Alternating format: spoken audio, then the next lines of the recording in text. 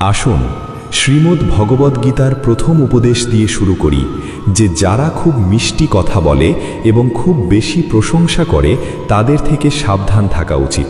কারণ মানুষ তখনই মিষ্টি কথা বলে যখন তাদের আপনার প্রশংসা করে নিজের অর্থ বা স্বার্থ হাসিল করতে হয়। এটি তখনই করা হয় যখন তাদের আপনার কাছ থেকে নিজেদের কাজ করিয়ে নিতে হয়। মনে রাখবেন, জীবনে কখনো বিনামূল্যে প্রশংসা পাবেন না। যদি কেউ আপনার প্রশংসা করে তবে তার জন্য আপনাকে কিছু না কিছু মূল্য দিতে হবে। সেই কারণেই যারা এতটা মিষ্টি কথা বলে বা আপনার প্রশংসা করে তাদের থেকে আপনার একটু সাবধান থাকা উচিত। শ্রীমদ্ ভগবদ গীতার দ্বিতীয় উপদেশ হল যে যা চোখে দেখা যাচ্ছে তাকেও তৎক্ষণাৎ বিশ্বাস করা উচিত নয়। আপনি নিশ্চয়ই এমন অনেক গল্প শুনেছেন যে অনেক সময়ে চোখে যা দেখা যায় তাই সত্য হয় না। সেই কারণে বিশ্বাস করার ক্ষেত্রে খুব বেশি তাড়াহুড়ো করবেন না। গীতার তৃতীয় উপদেশ হল যে যেই ব্যক্তি হালকা আশায় কাজ করে তার মন কখনো শান্ত ও সন্তুষ্ট থাকবে না, কারণ তার ইচ্ছা সর্বদা নতুন নতুন শিখরে পৌঁছতে চাইবে। যে ব্যক্তি ফলের আকাঙ্ক্ষায় কাজ করে সে কখনো সন্তুষ্টি উপভোগ করতে পারবে না। তারপর যখন সে তার প্রত্যাশা অনুযায়ী ফল পায় না তখন সে হতাশ ও দুঃখিত হয়। ভগবান শ্রীকৃষ্ণ অর্জুনকে বলেন যে তুমি আমার কাছে নিজেকে সমর্পণ করো, ঈশ্বরের ওপর বিশ্বাস রাখো এবং ফলের কোনো আকাঙ্ক্ষা না করে নিঃস্বার্থ, নিষ্পাপ, পুণ্যময় এবং নিরপেক্ষভাবে তোমার কাজ করে যাও। দেখো, তোমার জীবন সুখ ও সন্তুষ্টিতে ভরে উঠবে, দুঃখ তোমাকে কখনো স্পর্শ করবে না এবং তুমি মোক্ষ লাভ করবে। মানুষ বারবার অনন্ত বাসনা নিয়ে জন্মায়। যখন আমরা অন্যদের নিয়ে পরচর্চা করি তখন তাদের ভাগ্যে আসা দুঃখ কষ্ট আমাদেরই ভোগ করতে হয়। কারো প্রতি খারাপ অনুভূতি রাখা, খারাপ চিন্তা করা, ঈর্ষান্বিত হওয়া, খারাপ কথা বলা, নিজের ধর্ম ও কর্তব্য না পালন করা, যারা এসব করে তারা কখনো মোক্ষ লাভ করতে পারে না। যদি কাজ ভালো হয় তবে তার ফল অবশ্যই দেওয়া হবে, এবং যদি কাজ খারাপ হয় তবে তার শাস্তি অবশ্যই হবে। আমি অতীত, বর্তমান এবং ভবিষ্যতে ঘটা প্রতিটি ঘটনার ফলাফল দেখতে পাই। তাই ফলের চিন্তা করা বন্ধ করো এবং তোমার কর্ম করো। অনবরত কাজ করতে থাকো, তা ভালো হোক বা খারাপ। সেগুলো ততক্ষণ তোমার পিছু ছাড়ে না যতক্ষণ না কাজ করা ব্যক্তি তার কাজের ফল পায়, অর্থাৎ যতক্ষণ না কাজ করা ব্যক্তি তার কাজের পরিণাম পুরোপুরি অনুভব করে। সময়ের আগে এবং ভাগ্যের অতিরিক্ত কেউ কখনো কিছু পায় না। সাধারণ মানুষ সর্বদা শ্রেষ্ঠ ব্যক্তিদের দিকে তাকায় এবং তাদের আদর্শ অনুসরণ করে তাদের মতো হওয়ার চেষ্টা করে। আপনি জগৎকে সেই মানসিকতা ভাবেই দেখবেন যেভাবে আপনি জগৎকে দেখেন। খারাপ অভ্যাস, খারাপ জিনিস এবং বাহ্যিক সৌন্দর্য মানুষ তখনই আকৃষ্ট হয় যখন সে তার ইন্দ্রিয়ের দাস হয়। ঠিক যেমন একটি ছোট জ্বলন্ত প্রদীপের আলোয় তীব্র অন্ধকারকেও দূর করা যায়, তেমনি যখন আপনি মনের অজ্ঞানতায় ভরা অন্ধকার ঘরে ইতিবাচক চিন্তার তেল ঢেলে জ্ঞানের আলো জ্বালবেন, তখন অজ্ঞানতারূপী অন্ধকার স্বয়ংক্রিয়ভাবে শেষ হয়ে যায়। শ্রীমদ্ ভগবদ্গীতার চতুর্থ উপদেশ হল যে মানুষের মধ্যে নিজের আশ্রয় খোঁজা বন্ধ করুন। আপনার মনের সবচেয়ে বড় দুর্বলতা হল আপনি অন্যের মধ্যে আশ্রয় খুঁজছেন, এবং এই জিনিসটি আপনাকে দুর্বল করে, যা আপনার নিজের ওপর বিশ্বাস নষ্ট করে দেয়। যেসব মানুষ মনে করে যে এটি আমার আশ্রয়, বিপদে এরাই আমাকে সাহায্য করবে, তারাই কঠিন সময়ে সবচেয়ে বেশি দুঃখী এবং একা হয়ে পড়ে। আপনি কেবল ঈশ্বরকেই নিজের আশ্রয় করুন। দেখুন, যখনই কোনো বিপদ আসবে তিনি অবশ্যই কাউকে না কাউকে আপনার সাহায্যের জন্য পাঠাবেন। জগৎকে নিজের আশ্রয় করবেন না। যারা নিজেরা নিজেদের জন্য আশ্রয় খুঁজছে তারা আপনার আশ্রয় কিভাবে হবে? তাই জগৎকে নয়, ঈশ্বরকে নিজের আশ্রয় করুন। গীতার পঞ্চম শিক্ষা হলো যে রাগ মানুষকে ধ্বংস করে এবং রাগী মানুষের কোনো বন্ধু থাকে না। প্রতিটি মানুষ তার থেকে দূরে পালায়, তার সমস্ত সম্পর্ক শেষ হয়ে যায়। যে ব্যক্তি নিজের রাগকে নিয়ন্ত্রণ করতে পারে না সে জীবনে কিছুই সামলাতে পারে না। শ্রীমদ্ ভগবদ্গীতার ষষ্ঠ উপদেশ হল যে যদি আপনার ঈশ্বরের ওপর বিশ্বাস থাকে এবং তাকে মন থেকে স্মরণ করেন তবে তিনি অবশ্যই কাউকে না কাউকে পাঠাবেন। তিনি কোনো না কোনো রূপে এসে আপনাকে অবশ্যই সাহায্য করবেন। ঈশ্বর আপনার কথা শুনবেন কিনা তা নির্ভর করে আপনার ভক্তি, বিশ্বাস ও আস্থার ওপর।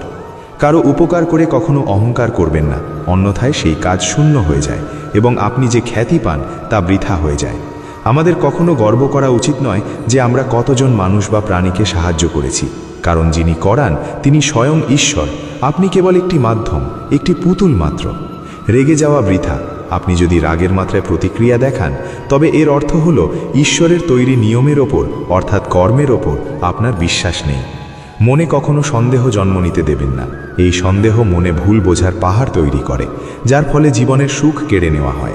যদি কেউ আপনার সাথে খারাপ করে, তবে কর্ম এবং সময় নিজেই তার হিসাব চুকিয়ে দেবে। ভালো কাজ করার পরিবর্তে দান করুন এবং দুশ্চিন্তার বদলে ভাবনা চিন্তা করুন। সর্বদা নিজের মনকে নিয়ন্ত্রণে রাখুন, অন্যথায় এই মন আপনার সবথেকে বড় শত্রু হয়ে উঠতে পারে এবং আপনাকে খারাপ কাজ করতে বাধ্য করতে পারে। জ্ঞান সর্বদা বুদ্ধির চেয়ে উন্নত হওয়া উচিত, তাই জ্ঞান অর্জন করতে থাকুন এবং তা অন্যের সাথে ভাগ করুন, যাতে অন্যদের জীবন আরও ভালো হয়। কোনো ব্যক্তিকে ততক্ষণ পর্যন্ত সাহায্য করবেন না যতক্ষণ না সে নিজে সক্ষম হচ্ছে। যে ব্যক্তি ফলের আশা নিয়ে কাজ করে, সে কাজের মধ্যেই আটকে থাকে। একজন ব্যক্তি জন্ম দিয়ে নয়, বরং তার কর্মের মাধ্যমেই মহান হয়। জগৎ ও মানুষ তেমনভাবেই দৃশ্যমান হবে যেমনটা আপনি দেখতে চাইবেন। আমার, তোমার, ছোট বড়, নিজের পর এসব মন থেকে মুছে ফেলুন, তবেই সব আপনার এবং আপনি সবার। ফলের আকাঙ্ক্ষা ত্যাগ করুন এবং নিরন্তর কাজ করুন। কেবল মানুষই তার জীবনকে মনোরম ও সন্তোষজনক করতে পারে। যতক্ষণ আপনি আপনার ইন্দ্রিয়গুলোকে নিজের নিয়ন্ত্রণে রাখবেন, ততক্ষণ কোনো দুঃখ আপনাকে বিচলিত করতে পারবে না। আমি, আমার, আমি করেছি বা আমি সৃষ্টি করেছি এমন আকাঙ্ক্ষা ত্যাগ করলেই শান্তি লাভ করা যায়। কোনো বস্তু, স্থান বা প্রাণী বা মানুষের প্রতি অতিরিক্ত আসক্তি একদিন চরম অসুখের কারণ হয়ে দাঁড়ায়। কেবল সেই ব্যক্তি জীবনে সন্তুষ্ট থাকতে পারেন যিনি অল্পতেই খুশি এবং যার বেশি কিছু পাওয়ার আকাঙ্ক্ষা নেই। আশা রাখবেন না। গীতার সপ্তম উপদেশ হলো যে মনকে শান্ত রাখতে শিখুন, কারণ একটি অশান্ত মন আপনাকে জীবনে দুঃখ ছাড়া আর কিছুই দেবে না, এবং একটি শান্ত মন আপনাকে জীবনে কেবল প্রেম ও আনন্দ দেবে। কেবল একটি শান্ত এবং অশান্ত মনই আপনাকে দুঃখ এবং সুখ দিতে পারে। ফলাফল হলো এই যে একটি অশান্ত মন দুঃখের জন্ম দেয় এবং একটি শান্ত মন পরম সুখের জন্ম দেয়। গীতার অষ্টম উপদেশ হলো যে কখনো কারো প্রতি অতিরিক্ত আসক্তি রাখবেন না। দুর্যোধনের পিতা ধৃতরাষ্ট্র সিংহাসনের প্রতি অত্যন্ত আসক্ত ছিলেন। তিনি সামনে আর কিছু দেখতে পাননি এবং সিংহাসনের প্রতি তার এই অতিরিক্ত আসক্তি ও মোহ সমগ্র জাতিকে গ্রাস করেছিল এবং অসংখ্য মানুষের মৃত্যুর কারণ হয়েছিল। আপনিও যখন কারোর জন্য এভাবে পাগল হয়ে যান, তখন সেই জিনিসটি আপনি পান বা না পান, তা অবশ্যই আপনার জীবন নষ্ট করে দেয়। গীতার নবম উপদেশ হলো যে কেবল আধ্যাত্মিকতার সাথে যুক্ত আধ্যাত্মিক জ্ঞানই জীবনকে শান্তির দিকে নিয়ে যেতে পারে। মানুষ কি বলছে তাতে আপনি যত বেশি মনোযোগ দেবেন, নিজের ওপর বিশ্বাস তত কমবে। তাই নিজের ওপর বিশ্বাস রাখুন, নিজের শক্তিতে এগিয়ে যান এবং নিজের পথ নিজেই নির্ধারণ করুন। জীবনের যে কোনো মুহূর্তে যে কোনো কিছু ঘটতে পারে। জীবন সীমিত, সময় নষ্ট করবেন না। খারাপ অতীত মনে করে দুঃখী হওয়ার চেয়ে শিক্ষা নিন এবং নিজের বর্তমানকে উন্নত করুন ও আরও ভালো ভবিষ্যৎ তৈরি করুন। কোনো কিছু নিয়ে চিন্তা করবেন না, নিজের কাজ করুন এবং ঈশ্বরের ওপর বিশ্বাস রাখুন। কি হবে আর কি হবে না তা ঈশ্বরের ওপর ছেড়ে দিন। আপনি যত বেশি প্রচেষ্টা করবেন, স্বর্গের পথ তত সহজ হবে। নিজের ওপর এবং ঈশ্বরের ওপর ভরসা রাখুন। প্রতিদিন সৎ কাজ করুন এবং মানুষের ভালো করুন ও তাদের সঠিক পথ দেখান। একজন জ্ঞানী মানুষ কখনো ইন্দ্রিয় সুখে আনন্দ পান না, তাই জ্ঞানী হন। যা হয়েছে ভালো হয়েছে, যা হচ্ছে ভালো হচ্ছে এবং যা হবে তাও ভালোই হবে। বেদ ও পুরাণ পড়ার কোনো ফায়দা নেই যতক্ষণ না আপনি সেগুলোতে বলা কথাগুলো নিজের জীবনে বাস্তবায়ন করছেন এবং সেগুলো মেনে চলছেন। রাবণ অবশ্যই বুদ্ধিমান ছিলেন, কিন্তু জ্ঞানী ছিলেন না। তার অজ্ঞানতা তাকে রাগী, কামুক এবং অহংকারী করে তুলেছিল, যা তার মৃত্যুর কারণ হয়েছিল। আমি সমস্ত প্রাণীকে সমানভাবে দেখি, আমার কাছে কেউ বেশি বা কম প্রিয় নয়। যে জ্ঞান কেবল আপনার মধ্যে সীমাবদ্ধ, তা নিরর্থক। যে জ্ঞান সমাজ ও বিশ্বের কোনো উপকারে আসে না, তার কোনো ফায়দা নেই। কি করা যেতে পারে? কেন বৃথা চিন্তা করছেন? কেন ভয় পাচ্ছেন? কে আপনাকে মারতে পারে? আত্মা কখনো জন্মায় না বা কেউ তাকে মারতে পারে না। এটিই জীবনের পরম সত্য। কেবল মানুষের কাজই মানুষকে ঈশ্বরের কাছাকাছি নিয়ে আসে, অথবা এটি আপনাকে ঈশ্বর থেকে দূরে সরিয়ে দেয়। তাই সর্বদা সৎ কাজ করুন। যখন এই পৃথিবীতে পাপ, অহংকার এবং অধর্ম চরম সীমায় পৌঁছায়, তখন তাদের ধ্বংস করে পুনরায় ধর্ম প্রতিষ্ঠার জন্য আমি অবশ্যই অবতার গ্রহণ করি। যিনি দানকে নিজের কর্তব্য মনে করে কোনো স্বার্থ ছাড়াই অভাবী মানুষকে সাহায্য করেন, সেই দানকে সাত্ত্বিক দান বলা হয়। যিনি মন জয় করেছেন তিনি ইতিমধ্যেই ঈশ্বরকে লাভ করেছেন, কারণ তিনি শান্তি লাভ করেছেন। সুখ, দুঃখ, শীত, গ্রীষ্ম এবং মান অপমান এমন ব্যক্তির মনে কোনো প্রভাব ফেলবে না। যারা পণ্ডিত তারা জীবিত বা মৃত কারোর জন্যই শোক করেন না। পরিবার ও সমাজে দান করা এবং পূর্ণ নিষ্ঠা ও সততার সাথে নিজের দায়িত্ব পালন করা, ধর্ম অনুসরণ করাও এক মহান তপস্যার মতো। দশম উপদেশ হলো যে মানুষ ইদানিং নিজেই নিজের শত্রু হয়ে উঠেছে। আপনি ব্যবসা দেখুন বা সম্পর্ক দেখুন, যে কোনো ক্ষেত্রে মানুষ মানুষের ক্ষতি করছে। এত প্রতিযোগিতা বেড়েছে, এত চুরি বাড়ছে, অপরাধ এত বেড়ে গেছে যে কলিযুগের লক্ষণগুলো শাস্ত্রে লেখা আছে যে একদিন মানুষ মানুষকে খাবে, সেই সময় এসে গেছে। মানুষ মানুষকে খাচ্ছে, একে অপরের ব্যবসা খাচ্ছে, একে অপরের চাকরি খাচ্ছে। মানুষ একে অপরের জীবনের সুখ নষ্ট করছে। যে অসুখী তাকে আরও অসুখী করছে এবং যে সুখী তাকে কষ্ট দিচ্ছে। ইদানিং এটাই ঘটছে। সবাই মানুষ, কিন্তু মনুষ্যত্ব কোথাও দেখা যাচ্ছে না। এক ধনী ব্যক্তির বাড়ি থেকে এক ভিখারি চলে যাওয়ার সময় ব্যবসায়ীকে এক গ্লাস জল খেতে চাইল। আমি খুব তৃষ্ণার্ত, আমি দূর থেকে হেঁটে এসেছি, আমি মরে যাচ্ছি। তখন ব্যবসায়ী বলল যে এখন কোনো লোক নেই, লোক এলে সে আপনাকে জল দেবে।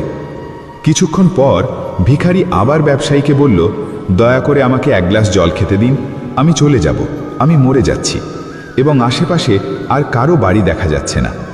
তখন ব্যবসায়ী বলল, আমি বললাম যে লোক আসতে চলেছে, তাকে আসতে দাও, তারপর তুমি জল পাবে। তখন ভিখারি ব্যবসায়ীকে বলতে শুরু করল যে আপনি নিজেই কেন একটু মানুষ হয়ে উঠছেন না, কিছুক্ষণের জন্য মানুষ হয়ে যান। ইদানিং এটাই ঘটছে। এখানে কেউ মানুষ হতে প্রস্তুত নয়, কেবল মানুষ একে অপরকে সাহায্য করছে বা একে অপরের সুবিধা নিতে ব্যস্ত। সেই কারণেই কলিযুগকে স্বার্থপর যুগ বলা হয়, যে মানুষ কেবল নিজেদের স্বার্থের জন্যই একে অপরের সাথে যুক্ত। গীতার 11তম উপদেশ হল যে জীবনে কখনো নিজেকে অভাবী বা অসহায় মনে করবেন না। নিজেকে অভাবী করবেন না, কারণ যতক্ষণ আপনি অভাবী নন ততক্ষণ কেউ আপনাকে আঘাত করতে পারবে না, কেউ আপনার সুবিধা নিতে পারবে না। আপনি যার কাছে অভাবী হয়ে পড়েন সে আপনার সুবিধা নিতে শুরু করে। যেদিন আপনি কারো কাছে অভাবী হন সেই দিন থেকেই আপনি তার দাসে পরিণত হন। অন্যদের কথা বাদ দিন, যারা নিজের চাকরদের ওপর অভাবী বা নির্ভরশীল হয়ে পড়ে তারা সব সহ্য করতে শুরু করে, কারণ তারা জানে যে তাদের কাজ তাদের ছাড়া চলবে না। যদি আপনি নিজে সেই কাজটুকু করতে না পারেন এবং অন্য কাউকে খুঁজে না পান, তবে তারা আপনাকে হয়রান করতে শুরু করে। কিন্তু যখন তারা বোঝে যে আপনি আপনার কাজ নিজেই করতে পারেন, তখন তারা শান্তভাবে কাজ করবে। এখন যদি আপনি এমন চাকরি করেন যেখানে বস ভুল হওয়া সত্ত্বেও আপনি তার অত্যাচার সহ্য করেন, তবে আপনি জানেন যে আপনি তার কাছে অভাবী এবং সে তার পূর্ণ সুবিধা নেয়। এবং শুধু তাই নয়, আপনি একটি পরিবারে থাকেন, যদি আপনি সেখানেও কারো ওপর অভাবী হন তবে সে আপনাকে পুরোপুরি শোষণ করে, কারণ আপনি সেখানে 24 ঘন্টা থাকেন এবং অন্য কোথাও যেতে পারেন না। সেই ব্যক্তি আপনার মাথার ওপর নাচবে এবং আপনি পুরোপুরি তার নিয়ন্ত্রণে থাকবেন। মানুষ অন্যদের নিজেদের চেয়ে দুর্বল করে নিয়ন্ত্রণে রাখতে খুব আনন্দ পায়। আপনি তাদের জন্য হাজার ভালো কাজ করুন বা তাদের খুশি করার জন্য প্রতিটি কাজ করুন, কিন্তু এমন মানুষ আপনাকে সবসময় চেপে রাখে। যদি আপনার মধ্যে কোনো প্রতিভা থাকে তবে আপনার ডানা ছেঁটে দেওয়া হবে। আপনার বিরুদ্ধে প্রতিটি প্রচেষ্টা করা হবে যাতে আপনি জীবনে কখনো এগিয়ে যেতে না পারেন। অভাবী হওয়া মৃত্যুর চেয়েও খারাপ। অভাবী আপনাকে দাসে পরিণত করে। আপনি কি কখনো লক্ষ্য করেছেন যে আপনার জীবন তারাই নষ্ট করে যাদের কাছে আপনি অভাবী হন? আপনার সমস্ত দুঃখ সেই ব্যক্তির থেকেই আসে যার কাছে আপনি অভাবী। অভাব কেবল শরীরের বা কাজের নয়, সবথেকে বড় অভাব হলো মনের। আমাদের জীবনে কারো প্রয়োজন হয় আমাদের যত্ন নেওয়ার জন্য, অন্যথায় আমরা সুখী হতে পারবো না। একাকিত্ব মানুষ সহ্য করতে পারে না। তারপর অনেক সময় আপনি এমন মানুষের সাথে যুক্ত হন যারা আপনার মানসিক অভাব ও দুর্বলতার পূর্ণ সুযোগ নেয়। আপনি তাদের সাথে সম্পর্ক স্থাপন করেন যাতে আপনার জীবনে কিছু সুখ আসে, এবং সেই মানুষগুলো আপনাকে সারা জীবন চোখের জল ফেলানো নিশ্চিত করে। তারা আপনার জীবন নরক বানিয়ে দেয়। একটি কথা মনে রাখবেন, আপনার বাবা মা ছাড়া এই পৃথিবীতে এমন কেউ জন্মায়নি যার আপনার থেকে প্রয়োজন নেই, অথচ সে আপনার সুবিধে নেবে না। সেই কারণেই জীবনে কখনো নিজেকে কারো কাছে অভাবী করবেন না। গীতার 12তম উপদেশ, এর অর্থ হলো যে ব্যক্তি ব্যর্থতার ভয়ে আর চেষ্টা করে না সে জীবনে কখনো বড় সাফল্য অর্জন করতে পারে না। রাগ বিভ্রান্তি তৈরি করে, বিভ্রান্তি বুদ্ধিকে অস্থির করে তোলে। যখন বুদ্ধি অস্থির হয় তখন যুক্তি ধ্বংস হয়, এবং যখন যুক্তি ধ্বংস হয় তখন মানুষ নিজেই ধ্বংস হয়ে যায়। বড় সাফল্য এমন এক তালায় বন্ধ থাকে যা 5টি চাবি দিয়ে খোলে: ইতিবাচক চিন্তা, একাগ্রতা, প্রকৃত উৎসর্গ, দৃঢ় সংকল্প এবং নিরন্তর প্রচেষ্টা। নিরপেক্ষ ও নিঃস্বার্থ কাজ করা ছাড়া মোক্ষ আশা করা বৃথা। যখন মানুষ নিজের ইন্দ্রিয়ের ওপর নির্ভরশীল হয় তখন কাম, অলসতা ও লোভের মতো খারাপ অভ্যাস মনকে দখল করে নেয়। লক্ষ্য অর্জনের জন্য আমাদের কাজে সম্পূর্ণ উৎসর্গ থাকতে হবে। এর জন্য মন থেকে টাকার চিন্তা সরিয়ে নিজের কাজে মনোযোগ দিন। শ্রীকৃষ্ণ বলেন, হে অর্জুন, তোমার অধিকার কেবল কর্মে, তার থেকে পাওয়া ফলে নয়। তাই যখন তুমি কোনো ফলের আশা না করে কাজ করবে তখনই তুমি ফল পাওয়ার যোগ্য বলে বিবেচিত হবে। রাগ চিন্তা করার শক্তি কেড়ে নেয়, যার কারণে সঠিক সিদ্ধান্ত নেওয়া কঠিন হয়ে পড়ে। যদি আপনি ফলের আকাঙ্ক্ষা ও লোভের বশবর্তী হয়ে কাজ করেন তবে সেই কাজ কখনো আপনার প্রত্যাশা অনুযায়ী অর্জিত হবে না। খারাপ কর্ম থেকে মুক্তি পাওয়ার সবথেকে ভালো উপায় হলো মনে ভালো চিন্তা আসতে দেওয়া এবং ইতিবাচক চিন্তা করা। মানুষের মন পরিবর্তনশীল। আমাদের চিন্তা করার ধরন এবং অভ্যাস তেমন হবে যেমন মানুষ ও পরিবেশের মধ্যে আমরা বেশি সময় কাটাবো। মানুষ জীবনে তাই করে যা সে দেখে, শোনে ও বোঝে। কোনো ভালো কাজ করার সময় সেটিকে নিজের সৌভাগ্য ও পুরস্কার হিসাবে গণ্য করলে তেমন ব্যক্তি তার কর্মের ফল প্রত্যাশার চেয়েও অনেক বেশি পায়। বড় লক্ষ্য স্থির করতে এবং স্বপ্ন পূরণ করতে প্রথমে আপনাকে একজন কল্পনাবিদ হতে হবে। এটি গীতার 10টি উপদেশ, যে একটি সম্পর্কে যেখানে মর্যাদা ভেঙে যায় সেখানে কেবল বিনাশ থাকে। কেউ আপনার থেকে বড় হোক বা ছোট, যদি সে সম্পর্কের মর্যাদা নষ্ট করে তবে সেই সম্পর্ক কখনো টিকতে পারে না। সম্পর্ক তখনই কাজ করে যখন দুজন মানুষ একে অপরকে সম্মান ও গুরুত্ব দেয় এবং কখনো নিজেদের স্বার্থ ভুলে সীমা লঙ্ঘন করে না। যে সম্পর্কে কোনো সীমা নেই এবং একে অপরের প্রতি কোনো সম্মান নেই তা আজ হোক বা কাল শেষ হয়ে যায়। গীতার 15তম উপদেশ হলো তাদের এড়িয়ে চলা যারা আপনার সামনে ভালোবাসা দেখায় এবং আপনার আড়ালে ক্ষতি করে। তাদের থেকে দূরে থাকুন। চাণক্য বলেছেন যে এমন মানুষ সেই কলসির মতো যার মুখে অমৃত কিন্তু ভেতরে বিষ থাকে। আপনি যা পান করছেন তা আপনি অমৃত ভাবছেন, কিন্তু বাস্তবে সেটি বিষ। তাই এমন মানুষ বিষাক্ত। আপনার এমন ব্যক্তিকে ছেড়ে দেওয়া উচিত যে আপনার ঘনিষ্ঠ হওয়ার ভান করে এবং সর্বদা পেছন থেকে আপনার ক্ষতি করে। গীতার 16তম উপদেশ হলো যে আপনার সুখ এবং আপনার দুঃখ সবার সামনে প্রকাশ করা উচিত নয়, কারণ মানুষ আপনার সুখের দিকে নজর রাখে এবং আপনার দুঃখ দেখে হাসতে শুরু করে। আপনার সুখে কেউ খুশি হয় না, মানুষ ঈর্ষান্বিত হয়। প্রতিটি চোখের জল চোখে আনবেন না, প্রতিটি ক্ষত সবাইকে দেখাবেন না। এখানে মানুষ হাতে নুন নিয়ে ঘুরে বেড়ায়, তাই আপনার প্রতিটি বেদনা সবাইকে দেখাবেন না। মানুষ কেবল বসে থাকে একজন দুঃখী মানুষকে আরও দুঃখী করতে এবং সুখী কাউকে আঘাত করতে। নিজের মনের অবস্থা নিজের মধ্যেই রাখুন, কেবল তাকেই বলুন যার বোঝার ক্ষমতা আছে। গীতার 17তম উপদেশ হলো যে অনেক সময় জীবনে নতুন কিছু শুরু করতে হয়, পুরনোকে পুরোপুরি ধ্বংস করতে হয়। কুন্তী শ্রীকৃষ্ণকে জিজ্ঞেস করেছিলেন যে, হে কৃষ্ণ, কেন আপনি এত বড় যুদ্ধ করলেন? তখন শ্রীকৃষ্ণ বলেছিলেন যে অধর্ম অনেক বেড়ে গিয়েছিল এবং এই অধর্মকে পুরোপুরি ধ্বংস করতে একটি নতুন যুগের সৃষ্টি করতে হয়েছিল। নতুনকে নিয়ে আসার জন্য পুরনোকে ধ্বংস করা খুব জরুরি। যখন একটি প্রাসাদ পুরোপুরি জরাজীর্ণ এবং খুব পুরনো হয়ে যায় তখন তা পুরোপুরি ভেঙে নতুন করে গড়া হয়। একইভাবে আপনাকেও আপনার জীবনে নতুন কিছু করতে হবে, তাই পুরনোকে পুরোপুরি মুছে ফেলতে হবে। গীতার 18তম উপদেশ হলো যে যখনই আপনি জীবনে একা বোধ করবেন তখন সত্যটি সঠিকভাবে বুঝে নিন যে আপনি এই পৃথিবীতে একা এসেছিলেন এবং আপনি একাই যাবেন। বাস্তবে এখানে আপনার কেউ নেই। একদিন বাবা মা যারা আমাদের জন্ম দেন তারাও আমাদের একা ছেড়ে চলে যান, তাই অন্যের কাছে কি আশা করবেন? যদি কেউ আপনাকে ছেড়ে যায় তবে এটি মনে রাখবেন যে ঈশ্বর সর্বদা আপনার সাথে আছেন, তিনি কখনো আপনাকে ছেড়ে যান না। গীতায় শ্রীকৃষ্ণ অর্জুনকে বলেছিলেন যে মানুষ আমাকে বিশ্বাস করুক বা না করুক, কিন্তু আমি মানুষকে কখনো ছাড়ি না, কারণ এই সবাই আমার সন্তান। মানুষ কেবল ঈশ্বরের অংশ। বলা হয় সেই কারণেই মানুষকে ঈশ্বরের সন্তান বলা হয়। সেই কারণেই আপনার কখনো একাকিত্ব নিয়ে দুঃখ পাওয়া উচিত নয়।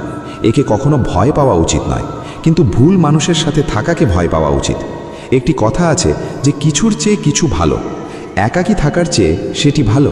কিন্তু আরেকটি কথা আছে যে অর্থহীনের চেয়ে কিছুই না থাকা ভালো। অর্থহীন মানুষের সাথে থাকার চেয়ে একা থাকা ভালো। সেই কারণেই গীতার এই উপদেশটি প্রতিটি মানুষের জন্য খুব গুরুত্বপূর্ণ, যারা নিজেকে একা মনে করে দুঃখী হয়। সেই কারণেই একাকিত্বকে ভয় পাওয়া এবং দুঃখ পাওয়া বন্ধ করুন, কারণ এখানে কেউ কারো নয়। গীতার ১৯তম উপদেশ হল যে অনেক সময় জীবনে নতুন কিছু শুরু করার জন্য পুরনোকে পুরোপুরি মুছে ফেলতে হয়। কুন্তী শ্রীকৃষ্ণকে জিজ্ঞেস করেছিলেন যে, হে কৃষ্ণ, কেন আপনি এত বড় যুদ্ধ করলেন?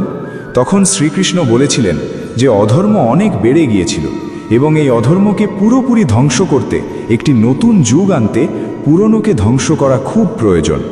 যখন একটি প্রাসাদ পুরোপুরি ধ্বংস বা খুব পুরনো হয়ে যায়, তখন তা পুরোপুরি ভেঙে নতুন করে গড়া হয়।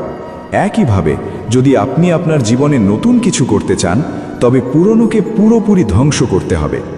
গীতার ২০তম উপদেশ হল যে কখনো নিজের অর্থ, পদমর্যাদা এবং ক্ষমতার উপর অহংকার করা উচিত নয়। দুর্যোধনের খুব অহংকার ছিল যে তার যদি ভীষ্ম পিতামহ, দ্রোণাচার্য এবং কর্ণের মতো বীর থাকে, তবে আমি তোমাদের পাণ্ডবদের এভাবেই পিষে দেব। তার অর্থের উপর গর্ব ছিল, তার পদমর্যাদা ও ক্ষমতার উপর গর্ব ছিল, কিন্তু সেই গর্বই একদিন তার বিনাশের কারণ হয়েছিল। যারা নিজেদের অর্থের অহংকারে বা ক্ষমতার অহংকারে অন্যদের অপমান করে, অন্যদের কষ্ট দেয়, একদিন তাদের সেই ভুলই তাদের ধ্বংস করে দেয়। সেই কারণেই জীবনে যাই চান না কেন, যতই সফল হন না কেন, যতই মহান ব্যক্তি হন না কেন, কখনো অন্যের সামনে নিজের অহংকার দেখাবেন না। গীতার ২১তম উপদেশ হল যে শ্রীকৃষ্ণ অর্জুনকে বলেন যে, হে অর্জুন, মৃত্যু জীবনের এক ধ্রুব সত্য, যা কিছু সময়ের জন্য পিছিয়ে দেওয়া যেতে পারে, কিন্তু একে মিথ্যা প্রমাণ করা যায় না। এবং এই শরীর একটি ভাড়া করা বাড়ির মতো, যেখানে আমরা কিছু সময়ের জন্য অতিথি। শরীর নশ্বর, কিন্তু আত্মা অমর। যা ঘটার তা কেউ পিছিয়ে দিতে পারে না, এবং যা ঘটার নয় তা নিয়ে শোক করার প্রয়োজন নেই। চিন্তা করা মানে নিজের সমস্যা বাড়ানোর মতো। যার জন্ম হয়েছে তার মৃত্যু নিশ্চিত, এবং যার মৃত্যু হয়েছে তার জন্ম নিশ্চিত। সেই কারণেই আপনার এমন কিছু নিয়ে শোক করা উচিত নয় যা অপরিবর্তনীয়। সত্য থেকে কেউ কখনো পালাতে পারে না, তাই সত্যকে সম্মান করা উচিত। আমাদের প্রজ্ঞা নিহিত আছে একটি মিথ্যেকে গ্রহণ না করার মধ্যে। জেনে শুনে মিথ্যেকে সত্য হিসাবে মেনে নিয়ে বেঁচে থাকাকে একটি বড় ভুল বোঝাবুঝি বলা হয়। একজনের নিজস্ব ব্যক্তিগত চিন্তাভাবনাও ভুল বোঝাবুঝির জন্ম দিতে পারে। সেই কারণেই একজনের নিজস্ব ব্যক্তিগত চিন্তা অন্যের উপর চাপিয়ে দেওয়া উচিত নয়। কাম, ক্রোধ এবং লোভ হলো নরকের উপায় বা ৩টি দরজা। মোক্ষ ছাড়া কেউ জন্ম মৃত্যুর চক্র থেকে মুক্তি পেতে পারে না। ঠিক যেমন আগুন সোনার পরীক্ষা, তেমনি সংকট হলো বীর পুরুষদের পরীক্ষা। মানুষের সব থেকে বড় এবং প্রথম শত্রু বা বন্ধু হলো তার মন। অতিরিক্ত ইচ্ছা জীবনের শান্তি কেড়ে নেয়। কোনো প্রচেষ্টা ছাড়া আপনি ভালো ফলাফল এবং ইতিবাচক ফলাফলের আশা করতে পারেন না। যদি আপনি ধর্মের পথে চলেন, তবে পরিণতির চিন্তা না করে নির্ভয়ে নিজের ধর্ম পালন করুন। গীতার ২২তম উপদেশ হলো, যেখানে আপনার জন্য কোনো ভালোবাসা ও সম্মান নেই, সেখানে কখনো যাবেন না। মহাভারতের যুদ্ধ শুরু হওয়ার আগে শ্রীকৃষ্ণ পাণ্ডবদের কাছ থেকে একটি শান্তির প্রস্তাব নিয়ে হস্তিনাপুরে গিয়েছিলেন। তখন শকুনি দুর্যোধনকে বলেছিলেন যে এই কৃষ্ণ খুব মায়াবী, যদি সে আমাদের পক্ষে আসে তবে বুঝবে যে পাণ্ডবরা হেরে গেছে। তাই তার সেবা করো এবং তাকে তোমার বাড়িতে নিমন্ত্রণ পাঠাও, তাকে খুশি করো। যখন শ্রীকৃষ্ণ হস্তিনাপুরে পৌঁছলেন, তখন দুর্যোধন তাকে তার বাড়িতে আসতে বললেন এবং শ্রীকৃষ্ণকে বললেন যে আপনি আমার বাড়িতে আসবেন, আমার বাড়িতে থাকবেন, আমার আতিথেয়তা গ্রহণ করবেন এবং আমার বাড়িতে খাবার খাবেন। তখন শ্রীকৃষ্ণ দুর্যোধনকে বললেন যে দুর্যোধন, একজন মানুষের কারো বাড়িতে খাবার খেতে তখনই যাওয়া উচিত যদি সে তাকে খুব ভালোবাসে, অথবা যদি আমাদের জীবনে কোনো বড় সমস্যা থাকে। না আমার জীবনে কোনো সমস্যা আছে, আর না তোমার আমার প্রতি কোনো ভালোবাসা আছে, তাই আমি কখনো তোমার বাড়িতে আসব না। তুমি কেবল তোমার নিজের স্বার্থের জন্য আমাকে তোমার বাড়িতে আমন্ত্রণ জানাচ্ছ। আপনার কখনো স্বার্থপর এবং নীচ মানুষের বাড়িতে যাওয়া উচিত নয়। সেই কারণেই এটি আমাদের শেখায় যে আপনার কখনো এমন জায়গায় থাকা উচিত নয় যেখানে আপনার সম্মান ও মর্যাদা নেই, যেখানে আপনি ভালোবাসা পান। গীতার ২৩তম উপদেশ হলো যে আপনার কখনো মূর্খ এবং দুষ্ট লোকেদের জ্ঞান দেওয়া উচিত নয়। এটি তাদের অহংকারে আঘাত করে এবং তারা আপনার প্রতি শত্রুতা পোষণ করতে শুরু করে এবং সময় এলে আপনার ক্ষতি করবে। মানব জীবন খুব দুর্লভ, একে বৃথা যেতে দেবেন না। জীবনে এমন কাজ করুন যা ভবিষ্যৎ মানবজাতির জন্য অনুপ্রেরণার উৎস হয়ে উঠতে পারে। শ্রীকৃষ্ণ অর্জুনকে বলেন যে, হে অর্জুন, যে ব্যক্তি জীবনের মূল্য জানে সেই তার জীবনের মূল্য বোঝে। জীবনে একটি বড় লক্ষ্য স্থির করে আপনি নিজের জন্য সেরা হতে পারেন এবং একদিন বিশ্ব আপনার মূল্য বুঝে আপনাকে সম্মান করবে। জীবন না ভবিষ্যতে আছে না অতীতে, জীবন আছে এই মুহূর্তে, তাই বর্তমানে সুখে বাঁচুন। শ্রীকৃষ্ণ অর্জুনকে বলেন যে, হে অর্জুন, আপনার এবং আমার অনেক জন্ম হয়েছে, আমি সেই সব জন্মের কথা মনে রাখি, কিন্তু আপনি মনে রাখেন না। নিজেকে জীবনের যোগ্য করে তোলা সুখ ও সাফল্যের একমাত্র পথ। ঈশ্বর আপনাকে আপনার জীবনের উন্নতির জন্য অনেক কাজ করার সুযোগ দেন, কিন্তু মানুষ তার ইন্দ্রিয়ের নিয়ন্ত্রণে থেকে সেই সুযোগগুলোর সঠিক ব্যবহার করতে পারে না। সৎ কাজ করার সুযোগ কখনো হারাবেন না, কাজ করুন। কেবল সেই মানুষটিই তার জীবনকে সফল করতে পারে যে ফলের আকাঙ্ক্ষা ত্যাগ করে কাজ করে। জীবনের পর জীবনে খারাপ কাজের পর কতবার আপনি ভালো কাজ করতে পারেন, কিন্তু খারাপ কাজের পরিণতি অবশ্যই থাকবে।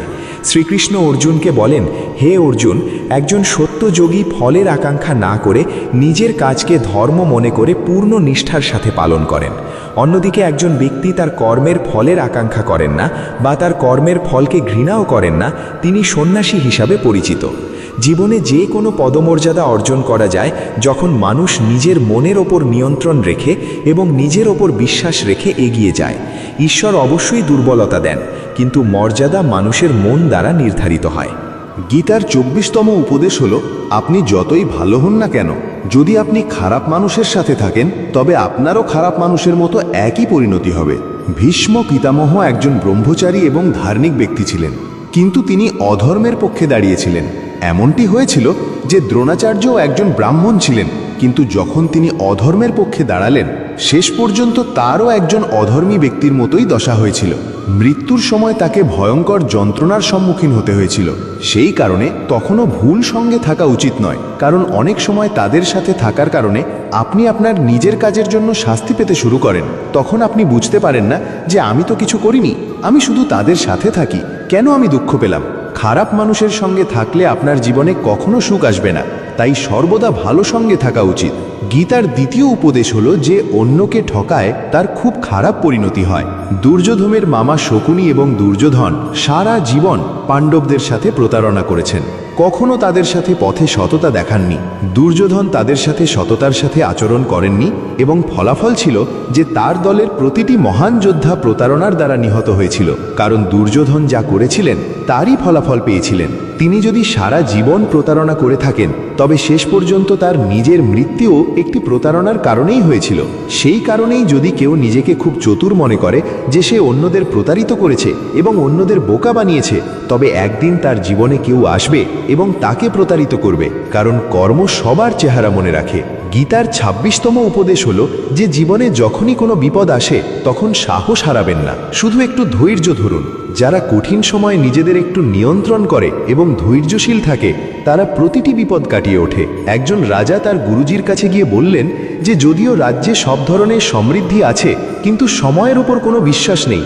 যদি কখনো জীবনে কোনো কঠিন বা খারাপ সময় আসে তখন আমাকে সেই সময়ের জন্য কোনো মন্ত্র দিন, কোনো শিক্ষা দিন, কোনো উপদেশ দিন যে কিভাবে সেই খারাপ সময় থেকে বেরিয়ে আসা যায়। তখন গুরুজি তাকে একটি তাবিজ বা কবজ বেঁধে দিলেন এবং রাজাকে বললেন যে আমি এই কবজের ভেতরে একটি মন্ত্র লিখেছি, যখন আপনার জীবনে খুব খারাপ সময় আসবে এবং আপনি মনে করবেন যে এর চেয়ে খারাপ আর কিছু হতে পারে না, তখন এই কবজটি খুলুন এবং এই মন্ত্রটি পড়ুন, আপনি অনেক শক্তি পাবেন। একদিন রাজার রাজ্য অন্য এক রাজার দ্বারা আক্রান্ত হলো এবং রাজার অবস্থা এমন হলো যে তাকে তার রাজ্য এবং পুরো শহর ছেড়ে তার কিছু লোক নিয়ে পালিয়ে যেতে হলো। কিন্তু রাজা খুব দুঃখিত ছিলেন এবং ভাবতে লাগলেন যে গুরুজি আমাকে একটি তাবিজ দিয়েছিলেন যে যখন আমার জীবনে খুব খারাপ সময় আসবে তখন এটি খুলে পড়তে এবং এর ভেতরে লেখা মন্ত্রটি আমাকে শক্তিতে ভরিয়ে দেবে।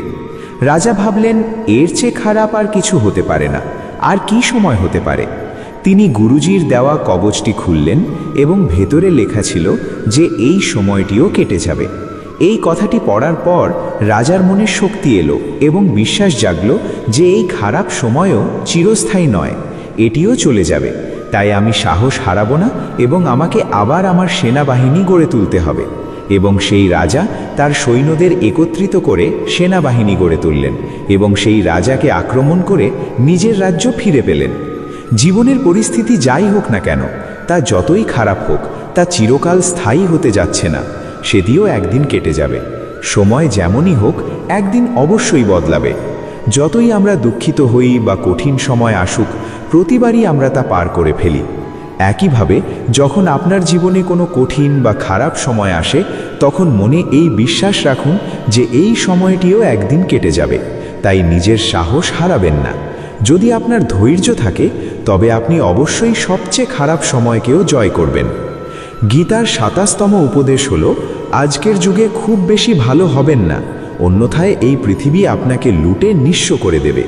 পাণ্ডবদের গল্প শেখায় যে খুব বেশি ভালো হওয়া কখনো কখনো আপনার জন্যে অনেক দুঃখ নিয়ে আসতে পারে। পাণ্ডবরা সর্বদা ধর্ম পালন করেছেন, কখনো কোনো ভুল কাজ করেননি, কিন্তু তাদের পুরো রাজ্য হারিয়ে গিয়েছিল। একটি জনসভায় তার স্ত্রীকে বিবস্ত্র করার চেষ্টা করা হয়েছিল, তাকে ভিক্ষা করে জীবনযাপন করতে হয়েছিল। এর কারণ কি ছিল? তিনি খুব বেশি ভালো হচ্ছিলেন। এটি তখনকার কথা, এবং আজকের পৃথিবী বদলে গেছে।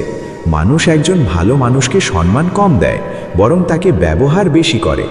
আপনিও যদি মানুষের সাথে ভালো ব্যবহার করেন, তবে আপনি নিজেই এটি অনুভব করতে পারবেন যে আপনি অন্য মানুষের জন্য যতটা করেন বা ভালো ব্যবহার করেন, মানুষ আপনার সাথে সেই মাত্রায় দুর্ব্যবহার করে। মানুষ আপনাকে সেই মাত্রায় ব্যবহার করে যে আপনি অন্যদের সুখের জন্য যা কিছু করেন, এবং মানুষ কেবল আপনার সুবিধা নিতে ব্যস্ত থাকে। সেই কারণেই আপনাকে আজকের সময় সুখী হতে হলে খুব বেশি ভালো হওয়া যাবে না। এর মানে এই নয় যে আপনি একজন খারাপ মানুষ হয়ে যাবেন। নিজের চোখে ভালো হতে থাকুন, জগতের চোখে ভালো হওয়ার চেষ্টা কখনো করবেন না। গীতার ২৮তম উপদেশ হল যে আপনার অতীত ভুলে যাওয়া উচিত, কারণ আপনি যদি অতীতের দুঃখে ডুবে থাকেন এবং অনুশোচনায় ভোগেন, তবে আপনি আজও কখনো সুখী হতে পারবেন না। জ্ঞানী ব্যক্তিরা চলে যাওয়ার সময়ের জন্য কখনো অনুশোচনা করেন না।